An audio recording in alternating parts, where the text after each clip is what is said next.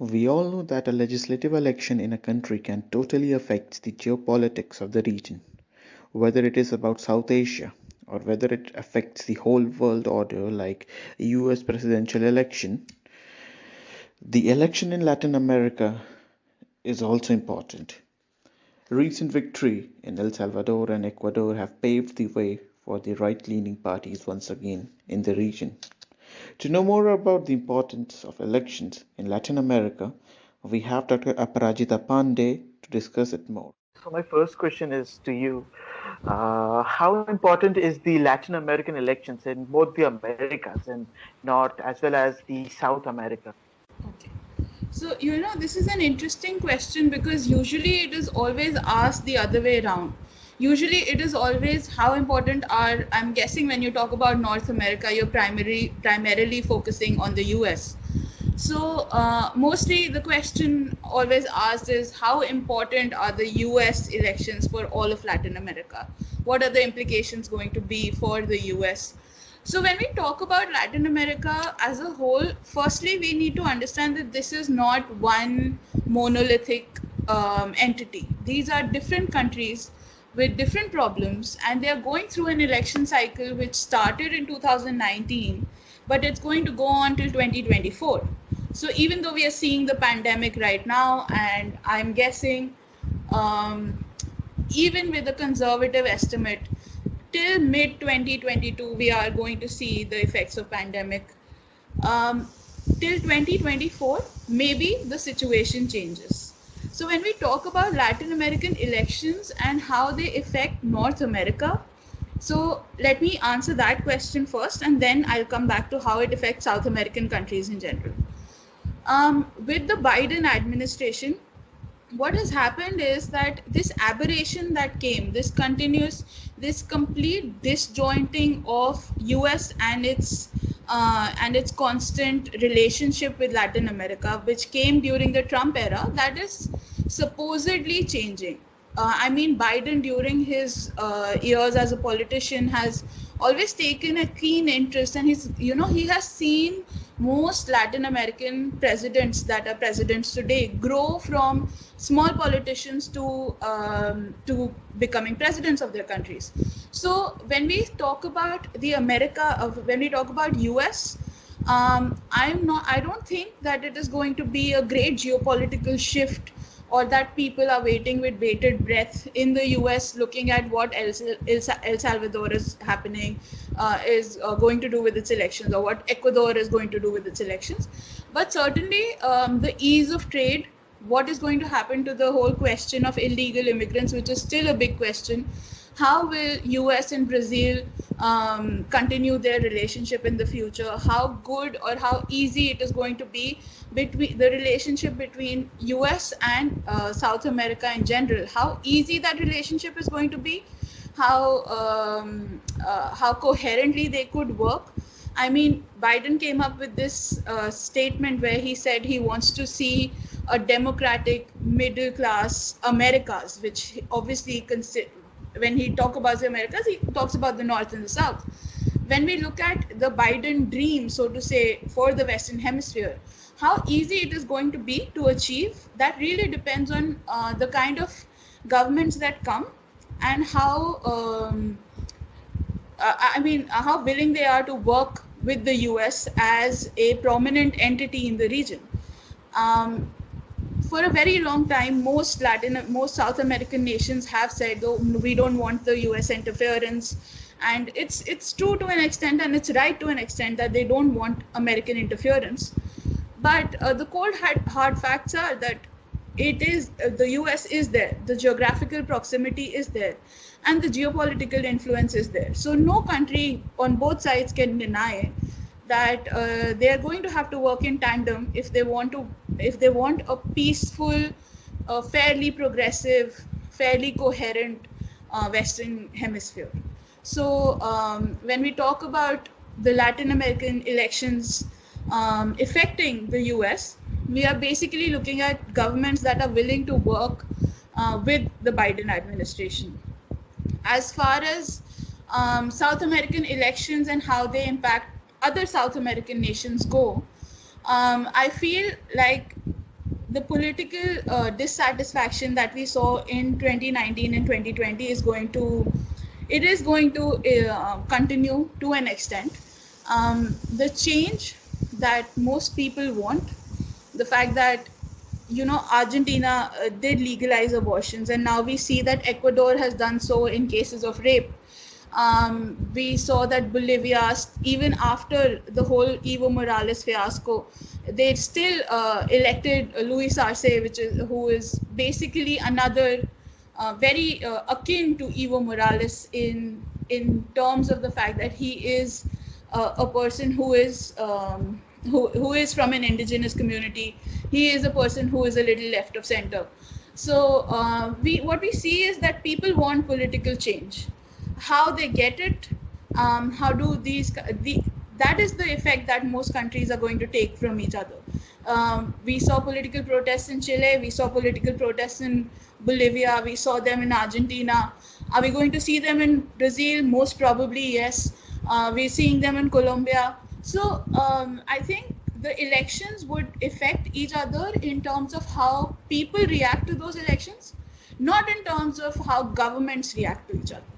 Not so much in terms of governments, but mostly social change. If we talk about, as you talk about the geopolitics, so is there any outside influence on Latin American election this year?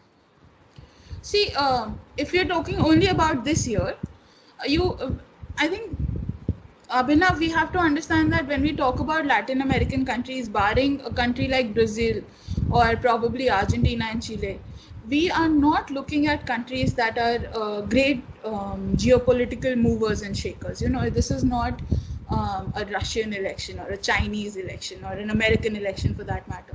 So whatever geopolitical shifts would occur would probably be contained within the region, a little probably towards the US, because we are looking at how US interacts with these coming governments. As far as the question of impact goes on other countries, I think that really depends on how well the countries want to interact with other governments. Would it impact trade? Would it impact mostly it is basically trade and all of these sectors that are opening up, like Mexico opened up energy and education, and they are opening up their sectors. So does it impact foreign direct investment? Does it impact trade? Does it impact bilateral relations? That is what we are looking at. We are not looking at any major geopolitical shifts. So I wouldn't say that it has too much of a consequence. We are not expecting some drastic change. But yes, for countries that are heavily involved in trade with these nations, they are going to look at how the new governments are willing to interact with them. Again, for a country like China, which has such deep pockets and which has already made such inroads in the region, it has very little impact which government comes. When there is an investor with that is willing to invest billions into your country, I don't think any government would willingly say no to such an investor. I'm pretty sure, I don't like to speculate too much, but I don't think there are going to be any drastic geopolitical shifts when it comes to new governments in Latin America. This year, in many countries like Argentina and Mexico, it will be the midterms in both these countries. And so how are the chances for the AMLO and Alberto Fernandez in this election? Okay. So it's interesting that you clubbed them together. So we see that both AMLO and Alberto Fernandez, when they came with great gusto. Alberto Fernandez in Argentina, he came he took over Mauricio Macri, who was right of center, who was an economist, who talked about big changes and drastic measures and austerity to make sure that the Argentinian economy comes back on track. That did not happen. Not in the times of Macri, and it hasn't happened in the times of Alberto Fernandez either. Realistically, it is going to take time, no matter who it is. It could be anybody, whether it is Fernandez or Macri or anyone else, to fix the Argentinian economy, to give people their jobs back, to give people a lifestyle worth living. It is going to take time, and before it takes time, it is going to get much worse before it gets better. But when you're talking about a voter base, you can't tell them that, right? So what we see with Alberto Fernandez right now is already his coalition is sort of crumbling. We've seen it on the issue of abortion, which for people, for us in India, it is not a big issue. We've always had legalized abortion. But for a country that is Catholic, that is Christian, that is the homeland of the Pope, legalizing abortion is a big deal. So for a country like Argentina, on an issue like abortions, of course he lost support. Then on the issue of economic austerity, he's going to lose support. So he has already started losing support in the far right corners of his coalition. A lot of it depends on his coming back really depends on how his party does in the midterms. And what most political pundits are saying is that he probably would not fare too well. We don't see a clear opponent to Alberto Fernandez at this point of time. I think it's too early to say how Fernandez is going to do, but what I do see is is basically a breaking up of his coalition. I wouldn't say whether he's going to be a president or not going to be a president, but his party is definitely going to suffer. When we talk about AMLO, on the other hand, I think he's how he's been doing, even though he has mismanaged the pandemic, not quite as much as Brazil, but he was also one of those leaders who was hugging and kissing people in rallies and completely denying the presence of pandemic. I don't think it's going to affect him too much. People are still quite happy with him. So what we see probably is a coming back of Alberto Fernandez, and a coming back of AMLO, and the coalition, Alberto Fernandez's coalition, definitely taking a hit. We also have to, when we talk about Fernandez, we also have to continuously remember that the ghost of the Kirchner corruption is going to haunt him. He is a Peronista. So that is going to haunt him, and it is going to be used again and again against him by whoever his opponent is, if the country still suffers from economic decline by the time his election is up. So that is something that I think Fernandez should already prepare for. Talking about AMLO, like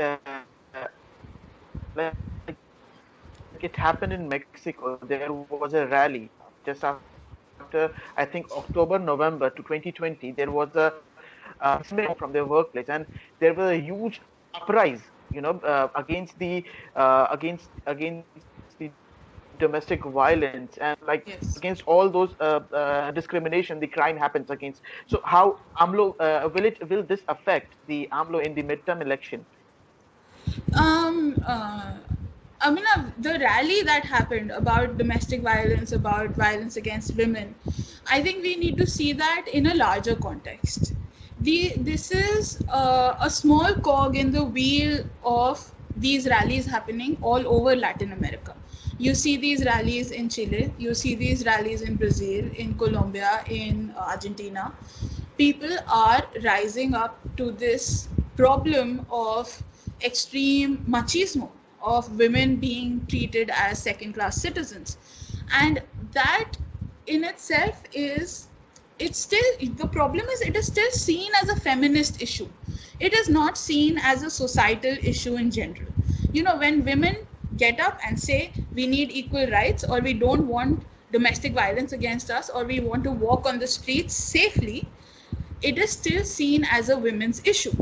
So does that lead to a complete political change? I don't think so, because I don't think the Latin American society in general is rising up to this problem of violence against women and seeing it as a societal problem. There was, if you remember, there was this big rape case that happened against a 16-year-old girl in Brazil. And the poor child was gang raped by 30 men, and it came out, and there were massive protests. It did not lead to political change. Similar things have happened earlier. So even though I as a human being, as a woman, I like the fact that society is finally rising up to this, that people are sitting up and taking notice, that women are asking for a better society to live in, and they've been asking for a long time. It's not something new. I mean, people have been raising these demands for the past 30 years, but nothing has happened. So the problem with Mexico, or the election issues in Mexico, are still going to be corruption. There are still going to be a lack of basic amenities. There are still going to be narco-terrorism. There are still going to be a lack of decent standard of living. They want more jobs. They want better education. So somewhere in all of these list of priorities, violence against women, it automatically shifts down. So if we are looking at violence against women as a political issue, we will have to look at it as a sub part of a greater societal issue. It is not an issue that is so strong that it causes a regime change. I mean, that's my reading of that. Like, talking about the elections, Argentina and Mexico are having their midterm elections. So there is a local election for the mayors in Paraguay. A presidential election going to happen in Chile, and so in Honduras and Nicaragua. So what are they expecting from their leaders? We got to know about it in Argentina and Mexico, the Central America, Chile. Okay, so let's take this one by one. Let's look at Central America first, and then we'll move to Chile and Paraguay because they are geographically close to each other. So the three basic countries, El Salvador, Honduras, and Nicaragua. The problem is that all three suffer from a very similar problem, which is of amazing crime rates, of amazingly high crime rates. With El Salvador, we've already seen that Nayib Bukele is a strong frontrunner. He has been leading in the midterms, and most probably he's going to come back. With Daniel Ortega, he's been ruling for the past 14 years. I don't think he's going to give it up anytime soon. Probably it'll be his wife who comes in his place. But again, if it's his wife or his son, his mother, his whatever next of kin, it's the same man ruling. I don't see any great protest for democracy. I don't see some sea change happening. The same with Honduras.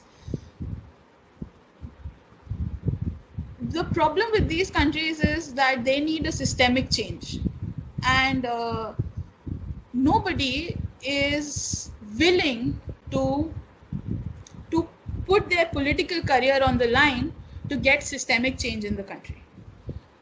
People are too afraid to protest. They are too tired of just trying to stay alive. At this point of time, Biden has already announced a $1 billion aid package that is going to be distributed in a 4-year term for Central American countries, so that they can curb treat the problem of illegal immigration, not just the symptoms. So in Guatemala, I believe they're the Americans are training the Guatemalan forces to build shelters for illegal immigrants who are going to return. All of these are very nice initiatives. I don't see them going very far. Not unless and until there is a great pressure by the Americans. Is the system going to change? Because this system obviously it favors those in power. Nobody is willing to make that effort for a systemic change, and that is not going to happen unless and until it happens from the grassroots. What we saw in Chile, the referendum for a new constitution, happened because the people got up, the people protested. We don't see that in Nicaragua or El Salvador or Honduras, and I don't believe we are going to see that. There is a great difference between Central America and South American countries. We have to understand that the uncertainty of life, the lack of financial resources, the lack of basic amenities is so grave in these countries that you will not see people rising up for democracy. You can't expect a person who doesn't know if they are going to be alive or dead tomorrow to rise up and ask for democracy. So sadly, I feel that in El Salvador, Bukele is somebody who people hope is going to be the face of change. His party is the only party that is not related to the civil war. His party, he came on the basis of, anti-corruption and being anti-establishment and wanting great change, and that is why people rallied after him. Daniel Ortega has ruled for the past 14 years. He's probably going to continue to do that. So I don't see much change in Central America. Let's move to Chile and Paraguay. So Chile, of course, people have been protesting since 2019. They have wanted a new constitution. They hated the the taxation on them, the rise in taxation. Even though Chile has been one of the most economically stable countries in South America, I believe that people were just fed up of how much tax they were paying. So they rose up, and the kind of protests we saw in 2019, well into 2020, I think that is what forced the Chilean administration to change. When we saw a referendum for a new constitution, we also saw basically the denouncing of the Pinochet era. The constitution belonged to an era which is reminiscent of extreme atrocities. You cannot, as a country, continue to associate with an era which is so violent and so which brings back such bad memories for most families living there, and then say, oh, this is a great constitution, let's continue with it. So the new referendum that has happened, the kind of changes that are going to happen in 2021, moving on to 2022, hopefully that is what the Chilean people want. I don't think I'm not going to say if there's going to be a new president, or if they're going to continue with the same one, because if there is a great constitution and people are happy with it, they might just be too happy to keep the president. Otherwise, we already see that there are clear front runners. There are people who are standing up in opposition. There is the defense minister of the current president. There is former president Michel Bachelet. So we already see some faces that people recognize. It really depends on how well the referendum and the new constitution are formed. We see some social changes. The new Constituent Assembly is very gender sensitive. I think it is a 50-50 gender representation. We are looking at we are looking at what in theoretical terms we called a maximalist democracy, where we are not just looking at a democratic setup of a government, but also democratization of society. So that is the dream of the Chilean people. As I believe their political future is going to depend on how well or how close you get to that dream. I don't really have too much to say about Paraguay. Paraguay has been pretty stable. It is mostly a very military dominant country. I'm not going to say it is a military state, but it is quite dominated by its military. So I don't see. So yeah, let's come to the next question. Like my question is related to this Ecuador and El Salvador. Like after the victory of CREO, which is the party of liberals and conservatives, and Nueva Ideas of El Salvador, new ideas of Javier Bukele. Yeah, do you think that the power of the left in the region has started diminishing, which you saw after the results of elections in Mexico and Argentina? Okay, so interesting question. So let me look at Ecuador first, and then we can go to El Salvador. Ecuador, when we talk about Guillermo Lasso winning, or the fact that it is the party of the conservatives that have won, we need to understand that this is much lesser an issue about left or right, but much more an issue about the candidates themselves. Guillermo Lasso again has that same appeal that Nayib Bukele has. He is this person who is talking about revamping the system, who is talking about getting rid of corruption, talking about how all of these, how all politicians are bad, how they have always looted the people, looted the country. So it is, and at the same time, the other candidate, Correa, he already has been tainted with issues of corruption. He has been a part of politics for quite long. He has been accused of corruption for so long that at this point of time it was candidate versus candidate and not left versus right. So I don't think that this has too much to do with how the entire continent looks at left versus right. I feel like this has much more to do with the people who were standing up themselves. When you talk about left versus right, Abhinav, what we need to see is that even in Venezuela, you have this person, we know what is happening in Venezuela.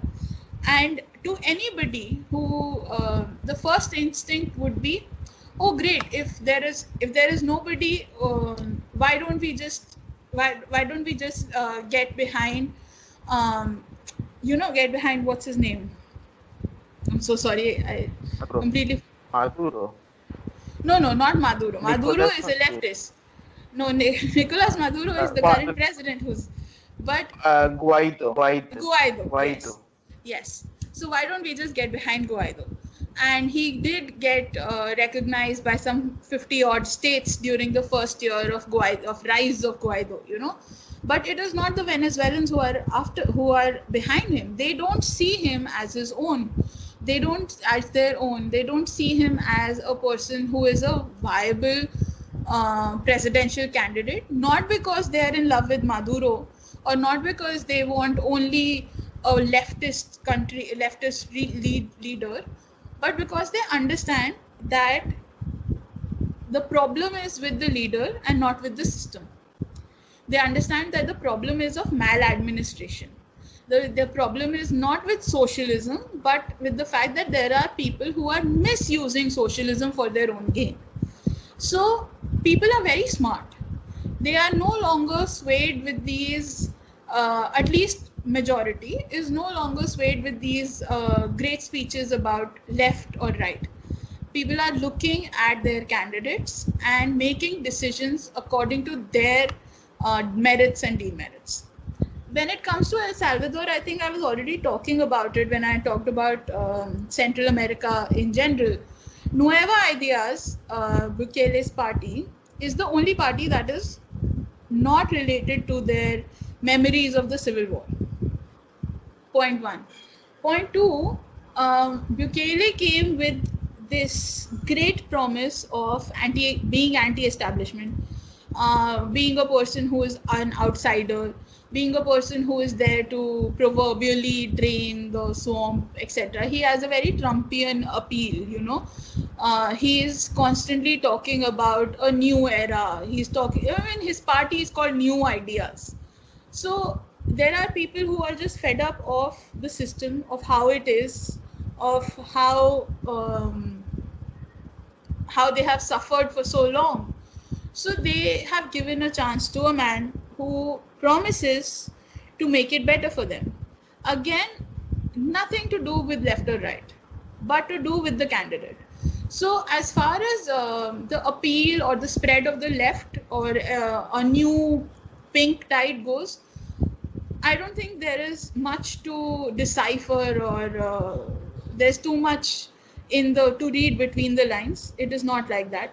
People or the voters in Latin American countries are voting for people who are going to do well for them, or at least they believe they are going to do well for them.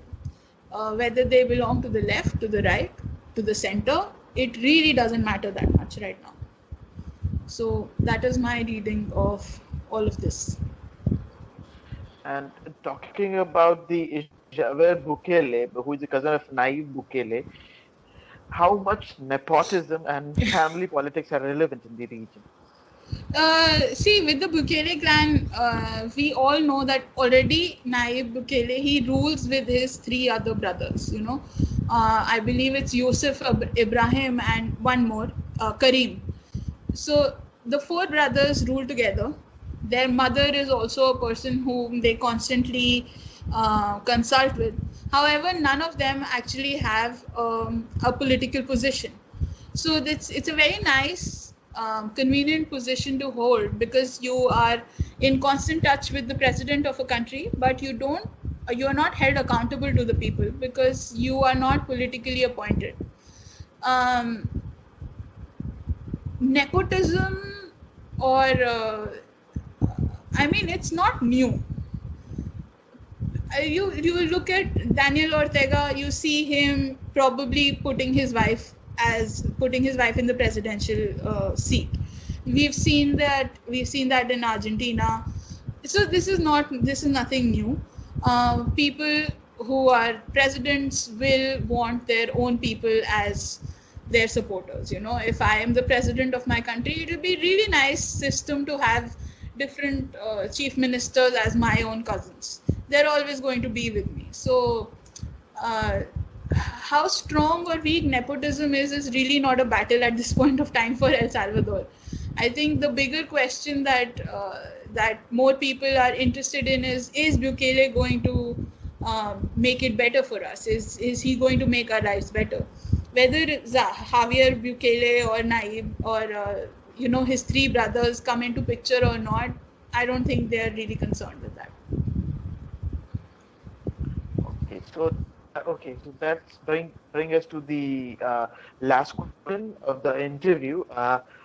Due to region's uncertainty, how difficult it has been to maintain the democracy in the region? I think there is uncertainty in every region.